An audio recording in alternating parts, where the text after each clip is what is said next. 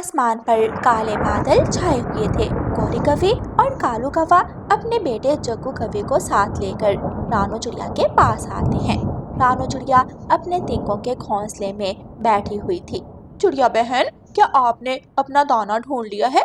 हाँ गौरी बहन, आसमान पर गहरे बादल छाए हुए थे। मैंने तो सुबह ही अपना दाना ढूंढ लिया था, क्योंकि मुझे मालूम था आज बड़ा तूफान आने वाला है। चिड़िया रानी, हमारे बेटे जग्गू को थोड़ी देर अपने घोंसले में बिठा लो और हम भी दाना ढूंढ लाए। अगर तूफान आ गया तो हम अपने बेटे को कैसे संभालेंगे?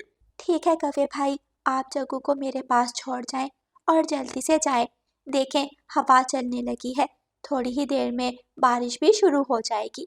गौरी कवि और कालू कौवा अपने बेटे जग्गू कवि को रानू चिड़िया के पास छोड़कर अपना दाना लेने चले जाते हैं।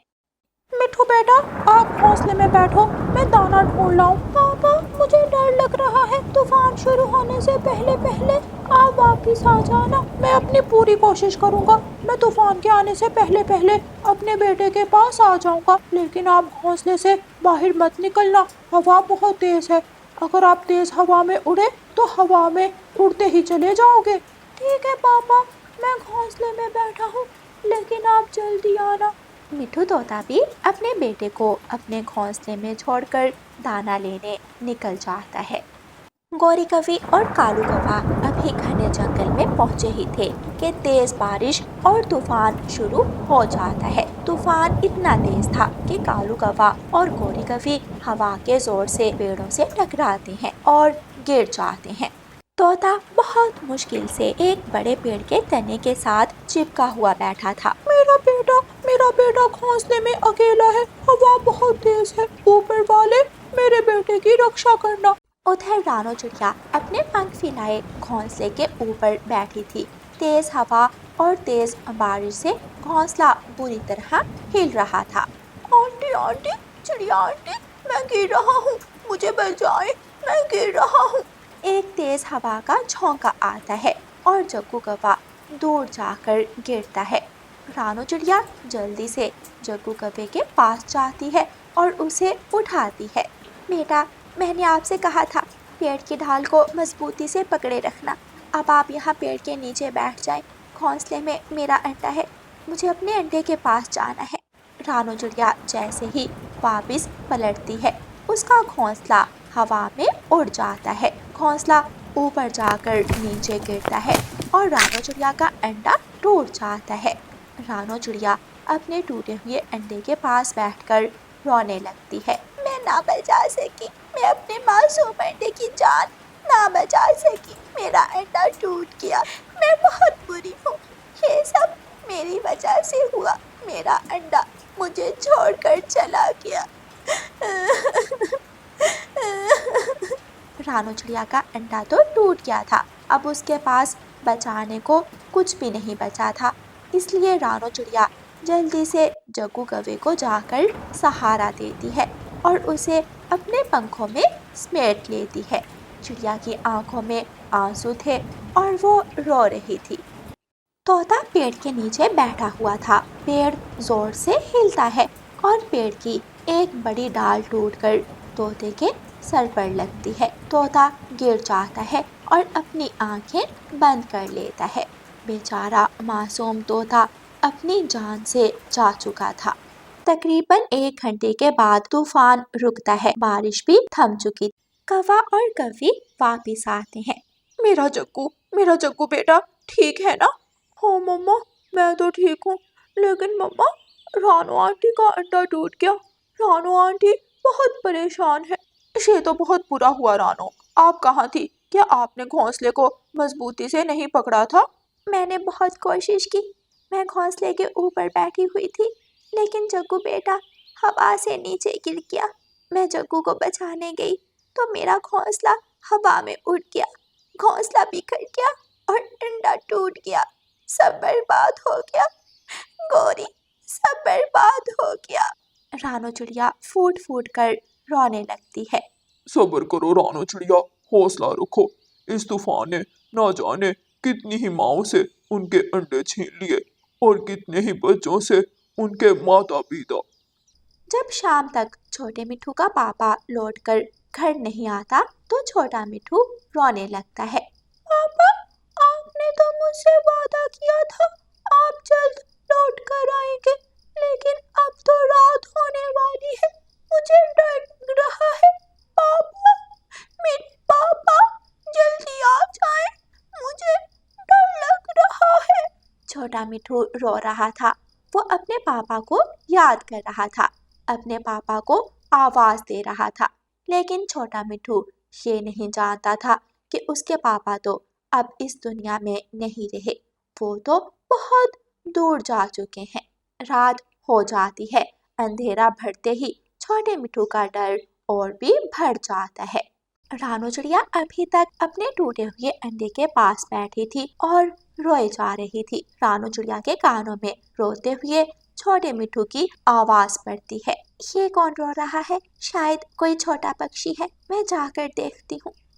भौचल दिल के साथ रानू चिड़िया उड़ती है और इधर उधर देखने लगती है। आवाज के पीछे पीछे रानू चिड़िया छोटे मिठू तक पहुंच जाती है। बेटा, क्या हुआ? आप क्यों रो रहे हो? मिठू कहाँ है? आंटी, तूफान शुरू होने से पहले मेरे पापा दाना लेने गए थे। पापा ने वादा किया था कि वो जल्द लौट कर आएंगे, लेकिन मेरे पापा अभी तक लौट कर नहीं आए। ये सुनते ही रानू चिड़िया समझ जाती है कि मिठू जरूर किसी बड़ी मुश्किल में फंस गया होगा। बेटा, चुप कर जाओ, मेरा भी अंडा टूट गया है। कुछ ही दिनों बाद मेरे अंडे से मेरा बच्चा निकलने वाला था। मैं आपके पास बैठती हूँ, चिंता ना करो, मैं आपकी रक्षा करूँगी। रानू चिड़िया तोते के घोंसले में बैठ जाती है और छोटे मिठू को अपने पंखों में छुपा लेती है। लंबी रात गुजर जाती है। जैसे ही सुबह होती है तो कबूतर जल्दी से उड़ता हुआ कालू कौवे के पास आता है और कालू कौवे से कहता है, कालू, मैं अभी घने जंगल में गया था, मैंने वहां देखा मिठू तोता पेड़ के नीचे मरा पड़ा था। कबूतर रोने लगता है और कालू कौवा भी कबूतर की बात सुनकर फूट फूट कर रोने लगता है। कालू, छोटे मिठू का क्या होगा? वो बेचारा तो अभी बहुत छोटा है, उसे कौन पालेगा? बिना बाप के जीना बहुत मुश्किल है, वो कैसे जी पाएगा? रानू चिड़िया एक मीठा फल ढूंढती है। तभी वहाँ गोरी कौवी आती है और रानू चिड़िया को बताती है। चिड़िया बहन, मिठू अब इस जंगल में नहीं रहा। मिठू पेड़ के नीचे दब गया, डाल टूटी और सीधी मिठू के ऊपर गिर गई। ये तो बहुत बुरा हुआ। मिठू का बेटा बहुत रो रहा है, मैं कैसे बताऊंगी उसे? वो तो रात से पापा पापा पुकार रहा है। चिड़िया बहन, आपका अंडा टूट गया और छोटे मिठू के पिताजी मर गए। चिड़िया बहन, आप छोटे मिठू के घोंसले में ही रहना और छोटे मिठू का ख्याल रखना। ऐसे छोटे मिठू को माँ का प्यार मिल जाएगा और आपको भी जीने का सहारा। हाँ गोरी, शायद ऊपर वाले को यही स्वीकार था। मेरा अंडा टूट गया, मेरे पास करने को कुछ भी नहीं है। मैं माँ का प्यार दूंगी, मैं छोटे मिठू को कोई दुख नहीं आने दूंगी। फिर रानू चिड़िया मीठा फल ले जाती है और छोटे मिठू को मीठा फल खिलाती है। बेटा, चुप कर जाओ, आपके पापा कभी लौट कर नहीं आएंगे और ना ही कभी मेरा अंडा। मैं आपको माँ का प्यार दूंगी और आप ही मेरे बेटे हो। प्यारे दोस्तों, ऐसे रानू चिड़िया छोटे मिठू का पालन पोषण करती है। रानू चिड़िया का दुख कभी कम होने वाला नहीं था, लेकिन उसे जीने का सहारा मिल जाता है। और प्यारे दोस्तों, इस कहानी को लाइक, अपने दोस्तों के साथ शेयर और चैनल को सब्सक्राइब करना बिल्कुल मत भूलना।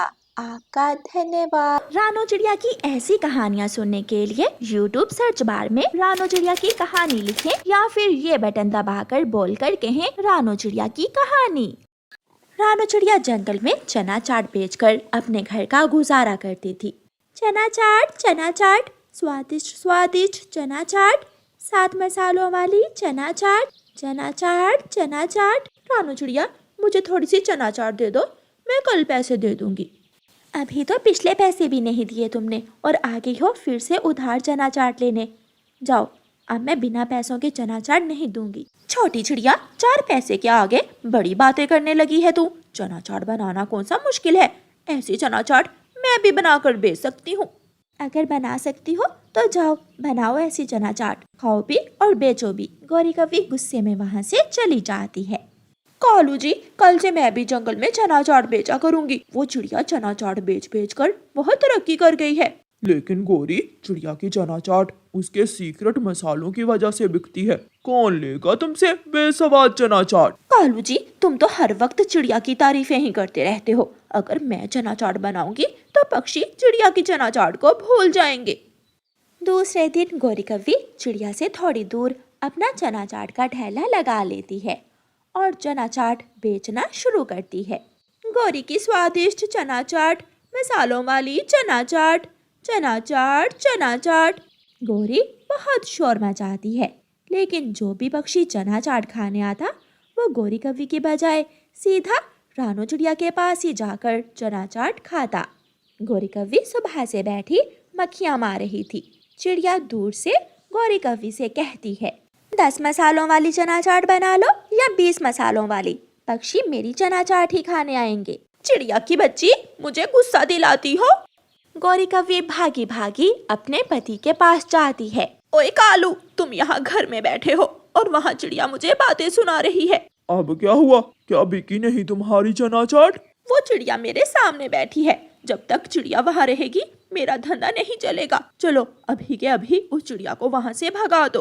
अगर चिड़िया को भगाने से तुम्हारी चना चाट बिकेगी तो मैं अभी जाकर रानो चिड़िया को वहाँ से भगा देता हूँ। फिर कालू कौवा गौरी कवि के साथ जाता है।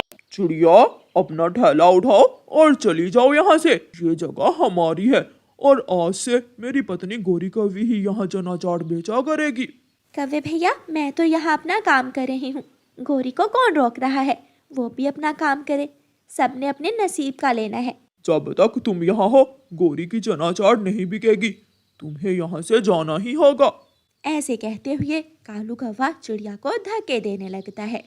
रुको रुको कौवे, मैं चली जाती हूँ, जो मेरे नसीब का होगा खुद चलकर मेरे पास आ जाएगा। रानो चिड़िया अपना ठेला उठाकर वहाँ से चली जाती है और जंगल में दूसरी जगह जाकर चना चाट बेचने लगती है। चना चाट, स्वादिष्ट स्वादिष्ट चना चाट। पक्षी चना चाट खाने आते हैं, लेकिन वहाँ रानो चिड़िया नहीं थी। गौरी, चिड़िया कहाँ गई है? मैं तो चिड़िया से चना चाट खाने आया था। वो चिड़िया यहाँ से चली गई है। मेरे तोते भाई, तुम मेरी चना चाट खाकर देखो, अगर स्वाद ना आए तो पैसे नहीं लूंगी। अच्छा, अगर ऐसा है तो लगाओ 1 प्लेट चना चाट की। गौरी तोते को 1 प्लेट चना चाट की देती है। छी छी, ये भी कोई चना चाट है? नमक ही नमक, ना मसाला ना स्वाद। मैं नहीं खाऊंगा ऐसी चना चाट, अपने पास ही रखो। तोते, अब ये तेरी छोड़ी हुई चना चाट कौन खाएगा? लाओ, इसके पैसे मुझे दो। कौन से पैसे? तुमने खुद ही तो कहा था कि अगर पसंद आए तो पैसे नहीं लोगी। किसने कहा था? मैंने तो नहीं कहा था। गौरी कवि तोते को पकड़कर मारने लगती है। बचाओ बचाओ, मुझे इस गंदी कवि से बचाओ। तोता बहुत मुश्किल से अपनी जान बचाकर वहाँ से भागता है और गौरी कवि शाम तक वहाँ बैठकर मक्खियाँ मारती है। जब पक्षियों को पता चलता है कि चिड़िया ने अपनी चना चाट का ठेला दूसरी जगह पर लगाया है, तो पक्षी रानो चिड़िया के पीछे वहाँ पहुँच जाते हैं। चिड़िया, उस गौरी की चना चाट तो कोई मुफ्त में भी ना खाए, बहुत बेसवाद होती है गौरी कवि की चना चाट। कबूतर भैया, उसने मुझे वहाँ से भगा दिया और मैं यहाँ आ गई। मेरे पंख में स्वाद है और मुझे पता है कि पक्षी मेरी चना चाट खाने यहाँ भी आ जाएंगे। गौरी कवि शाम को जब घर जाने लगती है तो चिड़िया को देखने आती है। चिड़िया के पास पक्षियों की भीड़ लगी हुई थी। गौरी, तू जो भी कर ले, तेरी चना चाट बिकने वाली नहीं है, क्योंकि सब पक्षी चिड़िया की चना चाट ही खाते हैं। गौरी कवि दूसरे दिन फिर से चना चाट बेचने जाती है। शाम हो जाती है, लेकिन कोई भी ग्राहक गौरी के पास नहीं आता। थक हार कर गौरी कवि रानो चिड़िया के पास जाती है और उससे कहती है, चिड़िया, सच ही कहा था तुमने, जो तुम्हारे नसीब का होगा चलकर तुम्हारे पास आ जाएगा। मैं कल से चना चाट बेचने नहीं आऊंगी, तुम अपनी पुरानी जगह पर जाकर ही चना चाट बेच लो, ये काम मेरे बस का नहीं है। गौरी बहन, दूसरों के काम से जलने की बजाय अपने काम पर ध्यान दिया करो, ऐसे आपके मन को शांति भी मिलेगी और जो भी काम आप करोगी वो अच्छे से चलेगा। गौरी कव्वी शर्मिंदा होकर वहाँ से चली जाती है।